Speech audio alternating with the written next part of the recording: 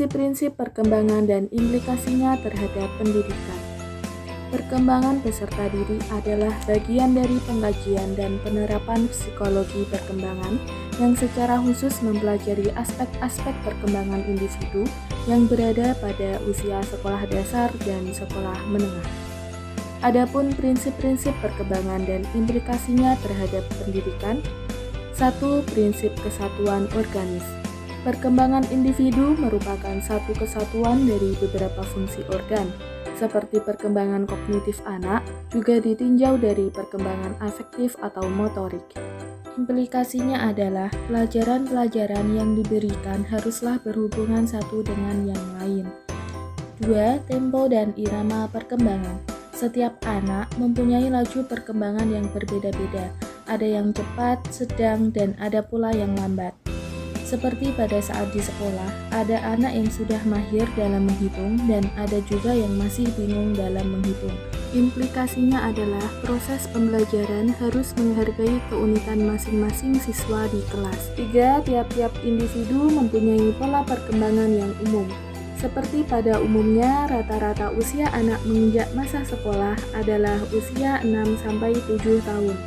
Implikasinya adalah pembelajaran dapat diberikan secara klasikal, yakni mengelompokkan anak sesuai dengan tingkat kemampuannya, seperti kelompok anak yang mampu menulis dan kelompok anak yang telah mampu membaca. 4.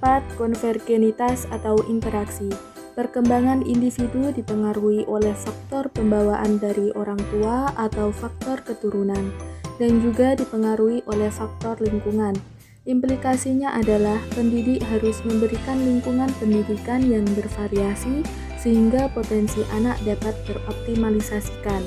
5. Prinsip kematangan.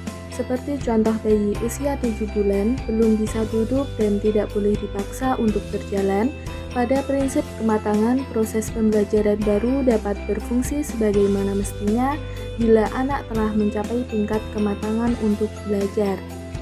6. Setiap hasrat perkembangan ada hasrat untuk A. Mempertahankan diri, yaitu adanya hasrat untuk memenuhi kebutuhan seperti makan, minum, dan istirahat. B. Mengembangkan diri, yaitu adanya keinginan untuk bereksplorasi, bergerak, dan bermain.